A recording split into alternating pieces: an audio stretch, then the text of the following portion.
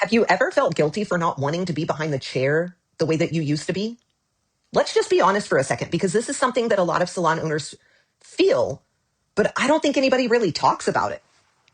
You see, there comes a point where you're standing behind the chair doing the same thing that you've done a million times, and it hits you that your heart just isn't in it the way that it used to be. It's confusing because doing hair is the thing that started your entire career.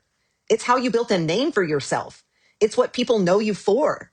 And now here you are feeling guilty for wanting something different.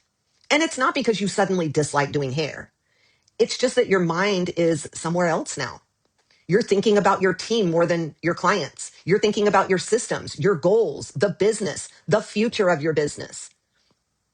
It's like part of you has already moved into this different role, and the rest of you is still trying to catch up.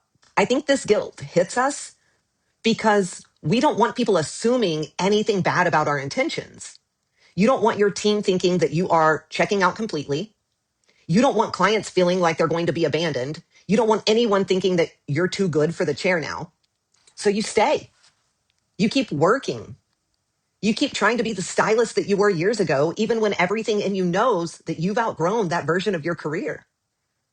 But here's the part that most salon owners miss. Outgrowing the stylist that you used to be does not mean anything bad about you. It doesn't mean you're slacking. It doesn't mean you're losing your passion. It actually means the opposite. It means your responsibilities have changed. The business needs something different from you than it used to. You cannot run a whole salon while being buried behind the chair every single day. And deep down, I think you know that. Honestly, the guilt that you're feeling will go away the moment you stop fighting what you already know is true.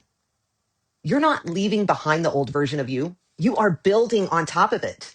That version of you is the one who got you here. That version built the trust, the reputation, the client base, the skill set, the entire foundation. But the person you are now has more on their plate, more to manage, and way more to lead. And that is okay. It's completely normal. It happens to almost every salon owner who actually wants their business to grow. So if you're in that place right now where you feel pulled toward leading your business, but pulled back into the chair out of guilt, here is your permission to be honest about where you really are. You do not have to hold on to a role that you've already outgrown just because you feel bad letting it go.